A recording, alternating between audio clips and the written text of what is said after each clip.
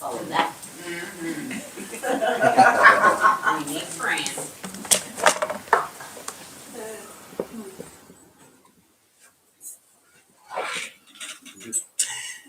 Welcome those of you on Facebook Live and YouTube to the Home Spiritual Center Sunday service for September 29th, 2024. Today's opening prayer is a little bit different. If I were God. Let's go. If I were God, I would thank this universe for each of my children. I would pray that each child would show a desire to protect the bond of unity among themselves. I think this would help them be devoted to each other in brotherly love and to honor one another above themselves. This should inspire my children to work together for the good of all, living and growing in harmony and peace each day. Now, compassion. Yes, compassion. I teach them to be compassionate and humble in the way they experience life together. When squabbles arise, I would guide them towards reconciliation so that the friction would be dissolved quickly and in ways that benefit both parties. I think they will need help in self-control, very well, to be wise in their words and actions towards each other. I know where there is unity, you bestow blessings in life. I pray that will be so for my children's relationships throughout their whole lives. I will teach my children how to be patient and kind with each other, to not be prideful or envious or hateful, so that my light and our love will take root in their hearts. Keep them from dealing rudely or angrily with each other. I will teach them to forgive wholly and completely, not letting grudges or bitterness sour their hearts against each other. I will teach my children to protect their family ties, trust each other, visualize the best for each other, and persevere in supporting each other together in love and trust. In the love and light from my universe, amen. And now I'll turn the podium over to Reverend Jen.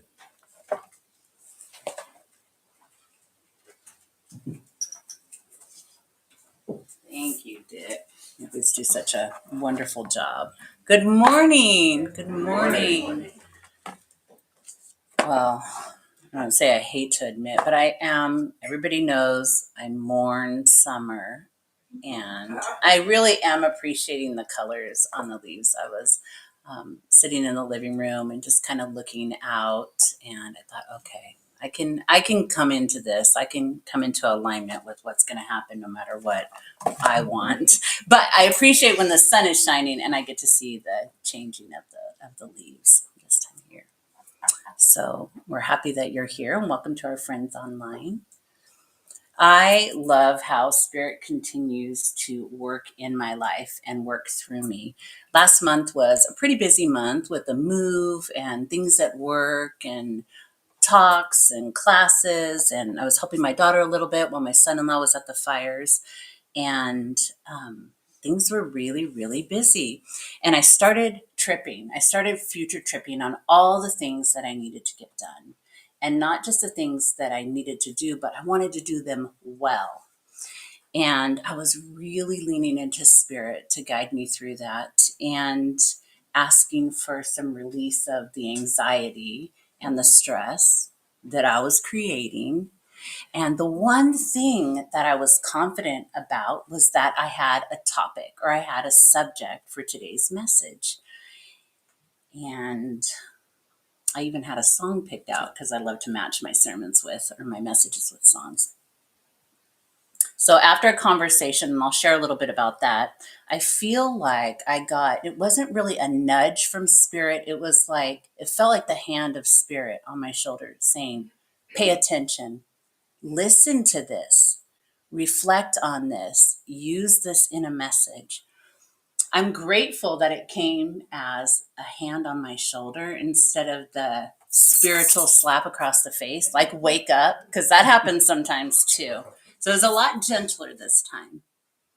So I had a conversation with someone who had been very active in their church, in their community. They did tons of service for many, many years. And they had moved away and they had come back to the area and were visiting. And I asked if they were going to go to their church. And they said, I still believe in the things that I believe in. I believe in the teachings. I have a strong connection to God. And I believe in all of the things that I've studied. But there's things that I like to do. There's other things that I like to do. And I got a sense that the other things that they like to do maybe went against the teachings of their church. There was some sort of conflict. And they said, I just want to govern myself. I just want to govern myself. And I thought, what an interesting choice of words. And so we went on to have a really good conversation around that. And later in the conversation, someone came up into the conversation, and it was in an area where they could have slipped into judgment or gossip, but they chose not to. And they said, I just need to govern myself. Maybe I just need to govern myself. And I thought, wow, govern myself. They used those words in two different experiences that they were having. And I got to thinking, what does that mean? What does it mean to govern myself, to govern oneself, to govern thyself? And we're familiar, I'm sure, with the definition of govern regarding ruling over, like to govern a nation, to exercise the function of government, conducting the policies and the actions and the affairs of organizations or agencies or companies.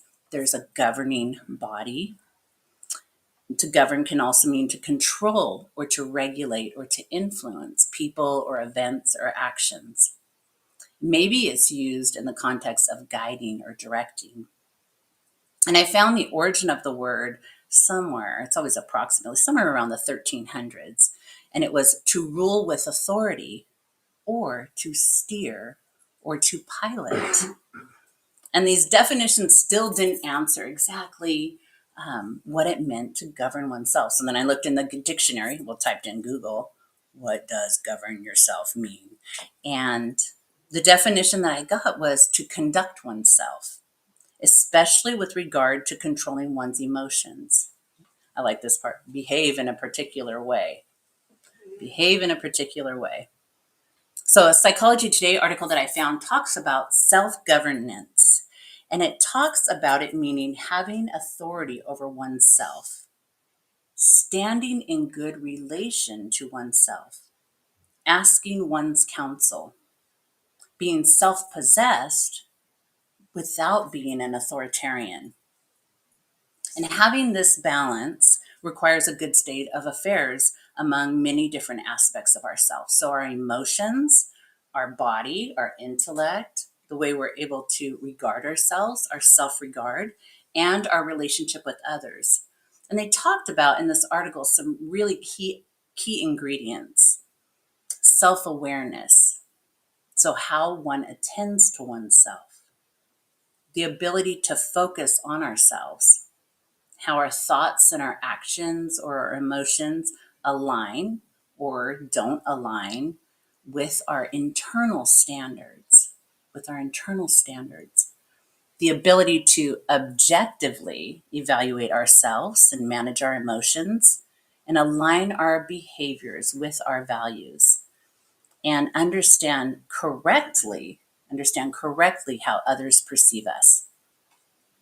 And they talk about psychological/mindedness. And that's the capacity to understand and to symbolize the inner mental states of oneself and others. And some folks are just born with that ability. They're able to be self-reflective. In the article, they call it, they're just born to be uber self-reflective. And as many of us know, many others are not so capable of that. And we also know overthinking isn't helpful either. So I'll quote, our psychological capacity beyond self-reflection refers to a broad set of functions. So that's the ability to have the idea that we all have minds and that we all are subjective centers of experience. So we each process and we interpret things based on our past experiences or our beliefs or our emotions and our personal understanding of reality. And with all of that, we contain a whole entire world. And we're in our own little world, or maybe we're in our own big world, and it overlaps with others. We all have a lot going on inside. We each have an internal process. We all have our own ideas about how, and our own emotions about what makes other people tick. And we assess those that are around us, and we make guesses about their motivations or their intentions. And sometimes those guesses can spin us out, right? We create a whole story around that. Self-talk.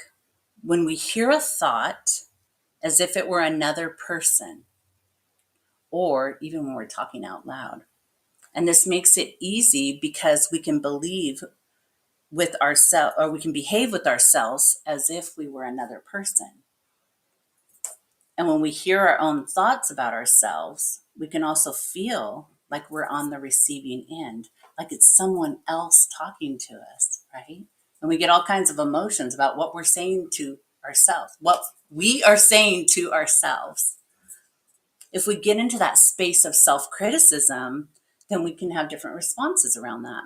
Maybe we feel hurt, or maybe we feel the need to fight back, or maybe there needs to be like a counter arguing, or maybe we ignore or we suppress. And then sometimes we also listen, or we find ourselves, we give ourselves compassion. We find compassion. And it's really about how we relate to ourselves and the actions that we take. And we can begin to shift and make changes in regard to how we relate to ourselves, how we talk to ourselves. We're governing ourselves. We can enjoy all the decisions that we make and be curious about the times when we slip or we err, or maybe we make a mistake. The author says, generally, I like to think of it as something like being a really good friend to oneself, even falling in love with oneself. And they say in a healthy, non-pathological, narcissistic way, of course. So playfulness, being able to have fun with ourselves while maintaining that serious stance when appropriate, but not ridiculing ourselves. Laughing at ourselves, right? Inherent in play is experimentation. So we're testing reality and ourselves, seeing what happens and making use of that information. And along with that is humor. It can be healing. Humor can be healing by providing a gentle perspective of ourselves. Because appropriate laughter is good. It's good, especially when it's shared. And sometimes it's just shared with ourselves. Sometimes we just laugh at ourselves. It's kind of like a good cry when you get into that really good space of laughter and it releases those burdens or maybe some shame or some guilt, and allowing ourselves some forgiveness, that self-forgiveness. But have you ever laughed so hard you cried?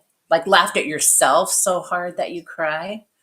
It kind of feels good. It feels good. Laughing at something maybe that you've done, or maybe something that you didn't do, maybe even something that you thought. You laugh so hard that you cry, and those tears make you feel better. You have a release, and you're having fun with yourself. Even if it's just a reminder to not take things so seriously and extend some grace to ourselves. And maybe, maybe we didn't get it right the first time. Maybe we didn't get it quite right the first time. And I'm sharing this from a psychological perspective, and there are many ways to explore or contemplate self-governance or governing thyself, governing yourself. So let's talk about governing ourselves in the context of dealing with others or experiences with others. In those moments when we choose to slip into judgment or maybe gossip. looking at another's life and deciding something about it or something about them. And again, we're making guesses about their motivations or their intentions. Why am I worried about what other people are doing? Why am I worried about how people are acting or how they're showing up in the world? Why am I concerned about what people may be thinking, what they may be thinking? Why am I worried about things that I honestly have no control over? And of course, these things are difficult to manage when you feel like you're being affected when someone's actions are creating turmoil or perceived turmoil or conflict in your life. You're being directly affected. And I wish I had a cookie cutter answer or a response to this. But what I do believe is that we can start making subtle shifts in our lives and practice that art of self governing. After my conversation, I kept hearing ringing in my ears, govern yourself, Jennifer. It's kind of like mind your own business. Mind your own business. Govern yourself. Don't spend your energy on what another's intention may be, what someone else is thinking, because most of the time that judgment is something that I've made up in my own mind. It's not even true. And in the context of governing our spiritual path or spiritual experiences, do I need to go to church every Sunday to have a connection with God or the divine or spirit?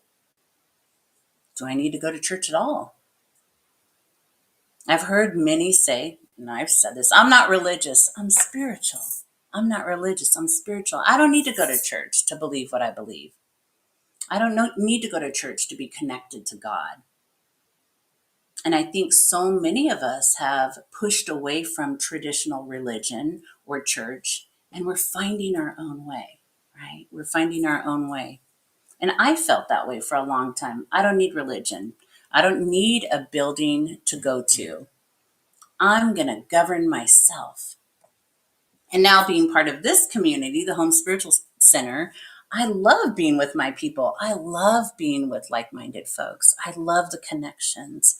I love being with people that have such diverse backgrounds and such diverse experiences. And I love watching people grow and evolve and come into their own. And I love that people have watched me grow and evolve and come into my own. So I really feel like it can go either way. Do we need a doctrine or someone to govern us, to keep us in line? Or do we innately know what's right? We know what right action is. We get that feeling that we're maybe going against something that is natural to us, against our gut, against that deep knowing, our own intuition. And some of us, I'm sure each of us have said, I should have trusted my gut. Man, I felt it in my gut. I felt it in my gut. We know what is right action. And some folks appreciate and desire governance because it keeps them in line or aligned. Maybe they like boundaries. Maybe they like guidelines. Maybe they like rules, and that's okay. I look at my own life and I'm pretty rigid in some areas. I have pretty solid boundaries, like it needs to go this way. There's a workflow, there's a process, and I get all tangled up in that. And then other times I'm just more free flow or I'm in the flow. And I understand there's almost, for me, there's a polarity of it. Some things I'm super rigid and other things I'm like, meh. So the idea is to create that balance for me. That goal is to find the balance or harmony. And again, I do appreciate walking shoulder to shoulder with folks as I discover what's right for me and how I choose to walk down this path. So I'd like you to think about the words, govern thyself, govern yourself. What does it feel like to you? What does it mean to you? Maybe it's a check-in about not needing to follow rules so rigidly. Maybe it's about not getting into gossip or judgment of others. Maybe it's seeing the areas in your life or the aspects in your life where you're being congruent. Do you have integrity? Are you being integrous? What adjustments can we make? What adjustments can we make to come into alignment? When we look at those things, it allows us to peek in and to realign or readjust. We have that opportunity if we choose to take it. And what ways as individuals in this community can we challenge ourselves to do better? Whatever better means, better means for you. Are you doing your best? And our best can look different at different times, right? Sometimes I'm giving my best. I'm showing up as the best version of myself. And other times my best feels a little inferior, but it's my best at the time. So really what I'm sharing is about what we really work hard to share, to teach, to demonstrate, and embody here at the Home Spiritual Center. Sovereignty, or spiritual sovereignty. That supreme power to own your life, your beliefs, your thoughts, your emotions, your perceptions, and to understand that we all have free will. We are all at choice, and we can choose how or if we want to be influenced by others, influenced by teachings or by practices, even by religion. We individually create and manifest the life that is for our highest good, for our soul's purpose. So release the need to understand another's motivations or intentions. Steer or pilot your own life. Be in good relation with yourself. Have authority over your own life. Govern yourself. Govern yourself. I'm going to end with a little pun or a little joke. What do you call a self-governing group of hippos? Hippopotamus.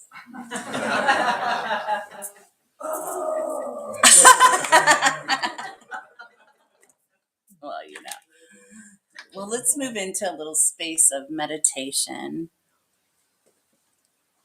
Just getting yourself really comfortable in your seats, adjusting yourselves with your feet on the floor. And I invite you to put your hands on your heart and breathe into that space. A nice deep inhale and a release on your exhale. Let's do that again. Full inhale and a deep, big exhale.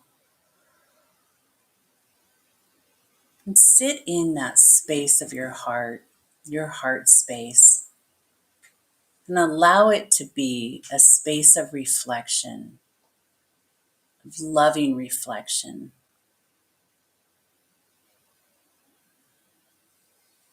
Come to this heart space when you fall into those moments or those days of self-talk.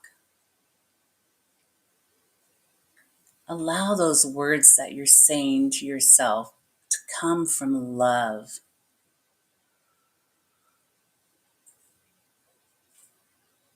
Remain in that space when a conversation comes up of another, or you begin to start to fall or slip into judgment. Stay in your heart space. Look at the experience or the conversation through the lens of love.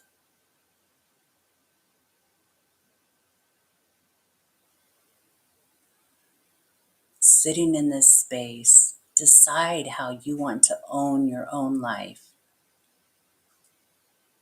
Decide what governing yourself means. If you fall off track, come back to your heart, come back to love.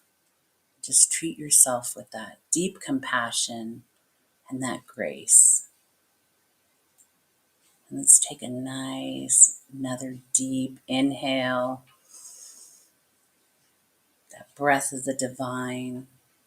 And an exhale. Move yourself back into this now, time, and space. And opening your eyes when you're ready. Thank you. Thank you. We'll move into our offering portion this morning. I almost said this afternoon. Well, it is almost afternoon.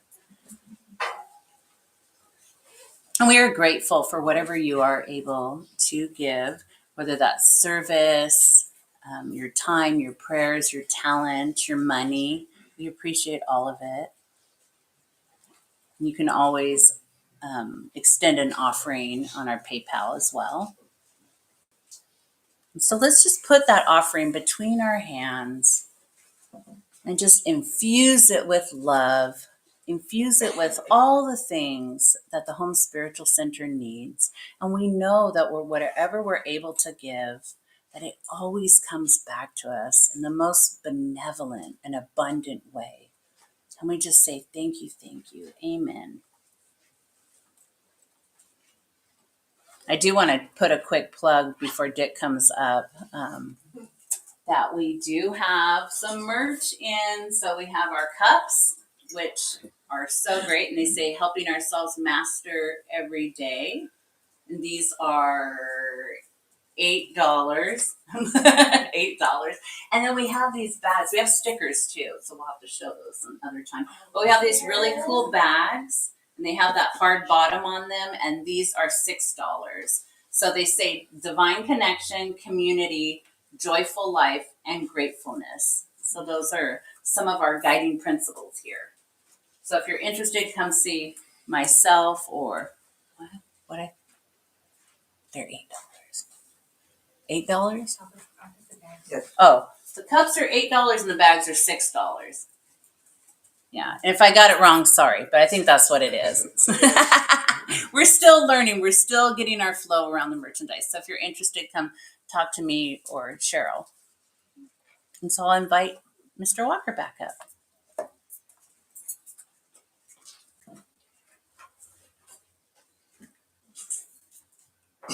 In all honesty, I've got one of those cups and my coffee still tastes bad. Well, that's a way to sell it, Dick. Thanks. You gotta call it like it is. It's Maybe he needs to make coffee a little different. Sounds like the problem's coffee maker. You can't throw the blame somewhere else. Well, good. You're trying. My closing statement this morning still is from Key to Yourself. And the greatest of these is love, chapter 21. Love your neighbor, love yourself. When you retire at night and when you wake up in the morning, send a thought of love to the whole world. When you can sincerely love everything and everybody, you will be astonished at the results. For love is a magnet that attracts the best of everything. Love and praise your body. Think what a wonderful machine it is and how agreeably it responds to every demand. Your body is the mansion in which your soul and mind reside and should be appreciated and well cared for. And now our closing prayer as summer leaves. We see signs of summer's passing in golden leaves, shortening days, misty mornings, autumn's glow. We sense its passing in rain that dampens, winds that chill, harvest bounty placed on show. Creator God, who brings forth both green shoot and hoarfrost, sunshine and sunset, we bring our thanks for seeds that have grown, harvest gathered, storehouses filled, mouths fed. And as your good earth rests through the winter's cold embrace, we look forward to its reawakening when kissed by spring's first touch. From the gold of autumn to the greens of spring, in love and light I pray, amen. That prayer was from author unknown, so I snatched it and shared it. I guess that's, oh, I forgot.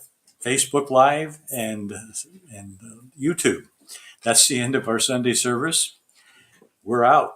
I almost forgot you. Apologize.